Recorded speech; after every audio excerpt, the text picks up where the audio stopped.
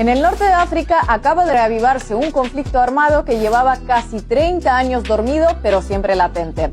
Un conflicto que se menciona poco o nada en España o América Latina, a pesar de que muchos de sus protagonistas tienen como una de sus lenguas maternas el castellano. Mi padre en aquellos momentos y mi hermano fueron en busca de agua. Fueron y no hemos vuelto a verlos desde el 12 de febrero de 1976. Entonces la mina explotó, yo perdí la memoria durante unos instantes, me encontré a unos 7 metros de donde estaba, en pie, con la mano ensangrando, con la otra sujetándola así. Sé que la guerra no es algo bueno, dar sangre, pero por mi patria doy mi vida. Si hace falta que doy mi vida y se queda mi tierra liberada, lo doy, sin duda. A finales de octubre, milicias saharauis y partidarios del Frente Polisario bloquearon el paso a través de Guerguerat, utilizado por Marruecos. En respuesta, el gobierno marroquí envió sus tropas a la región para reabrir el tráfico y el intercambio de disparos que siguió fue prácticamente inevitable. Frente Poliqué, los Saharacomo, Guerguedonde, no tengan vergüenza si no están familiarizados con el tema, porque lo más habitual es no estarlo. Por eso preparamos este video, y no solo para ustedes, sino sin falsas modestias también para nosotros mismos. Ahí les va.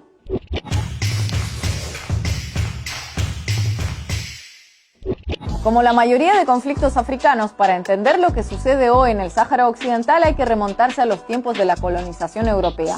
Poblado originalmente por diferentes tribus del desierto, el Sáhara Occidental fue un territorio reclamado o controlado intermitentemente por España durante siglos. En la década de 1970, en los estertores del franquismo, el territorio deja de ser colonia española, pero además de los saharauis, entran en la disputa Marruecos y Mauritania, que lo reclaman como propio, y estalla un conflicto armado a 3 bandas. El movimiento de liberación local, el Frente Polisario, proclama la creación de la República Árabe Saharaui Democrática en 1976.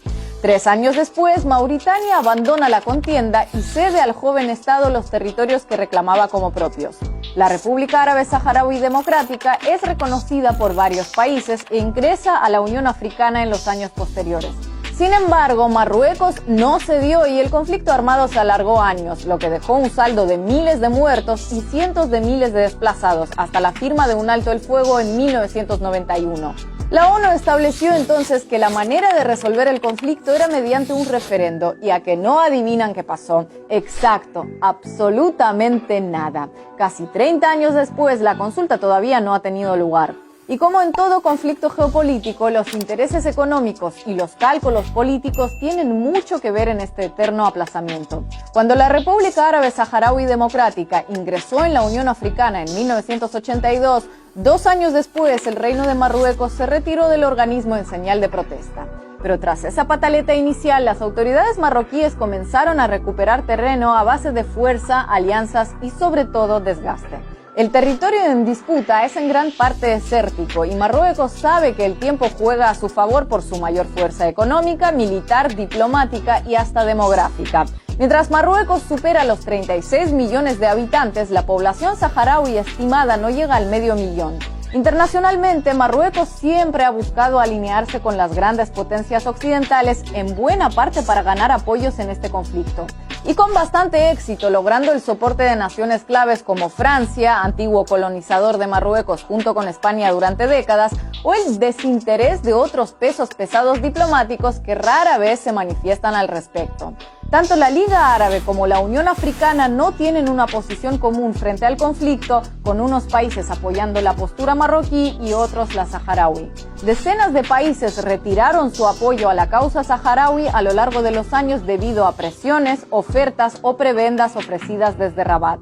La misión de paz de la ONU en Sáhara Occidental es la única de las 16 misiones de paz de la ONU en todo el mundo que no evalúa la situación de derechos humanos en la zona en la que opera, a pesar de las denuncias de torturas, asesinatos y desapariciones. Para graficar la alineación internacional de Marruecos desde una perspectiva latinoamericana bastan 2 datos curiosos.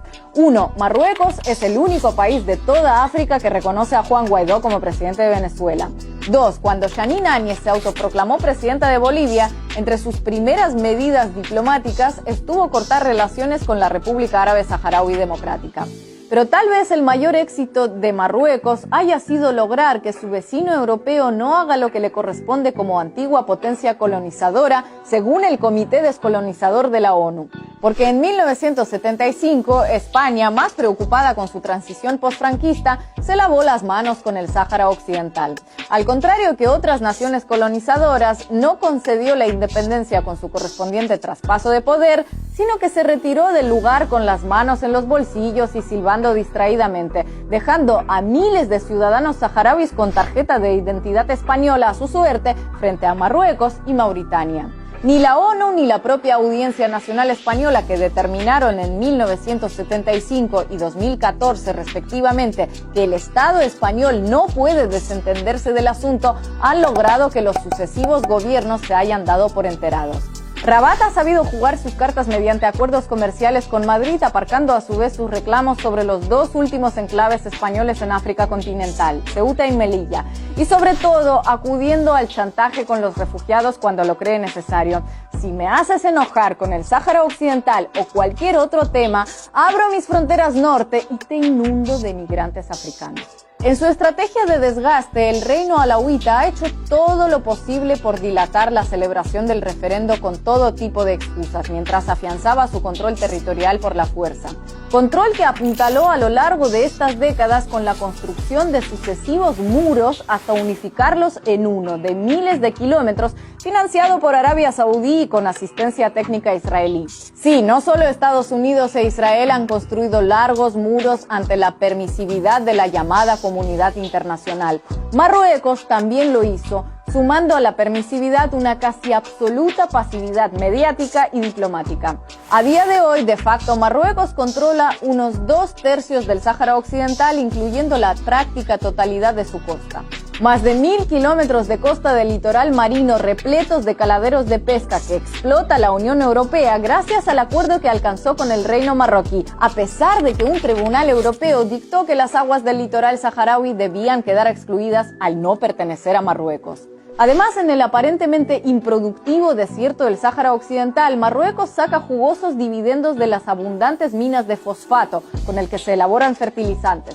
Es decir, las dos principales fuentes de riqueza del territorio saharaui no benefician en nada a sus habitantes, de los cuales decenas de miles viven en campos de refugiados en su propia tierra o en países vecinos. Pero, ¿por qué entonces se reabre ahora un conflicto pausado durante 29 años y por qué lo hace en el Paso de Guerguerat? Por un lado, después de 40 años de un conflicto que no se resuelve, parte de la población saharaui es partidaria de tomar acciones llamativas que, sin recurrir a la violencia armada, devuelvan el foco noticioso a la zona. Y nada mejor que bloquear el Paso de Guerguerat, que simboliza a la perfección la manera en la que opera Marruecos. Aunque ese paso está en territorio controlado por el Frente Polisario, valiéndose de su superioridad militar, los marroquíes abrieron un hueco en su propio muro en el año 2000 para permitir el paso del comercio con Mauritania. Una brecha imprescindible para sus intereses, ya que es la única forma con la que Marruecos se comunica con el resto de África por vía terrestre, debido a que su frontera con Argelia permanece cerrada desde hace décadas por otro conflicto fronterizo, también, qué sorpresa, heredado de los tiempos coloniales. Años después de abrir ese hueco en el muro y como expresión de su impunidad, en 2017 Marruecos comenzó a asfaltarlo ante la mirada impasible de la misión de paz de la ONU. Es decir, construyo un muro para que no me invadas, pero después lo abro para transitar por tu territorio. Una actitud que muchos saharauis sintieron como la enésima humillación y decidieron intentar ponerle freno cortando el paso de la vía. Y no es casual que Marruecos tardara más de 2 semanas en responder al corte de ruta, a pesar de lo vital que le resulta transitarlo, e intentara hacerlo de la forma más discreta posible. Porque el mayor éxito marroquí respecto al conflicto del Sáhara Occidental radica precisamente en haber movido fichas para lograr sumirlo en el silencio y el olvido mundial. Mientras que el mayor desafío de los saharauis es encontrar la manera de volver a hacerlo visible.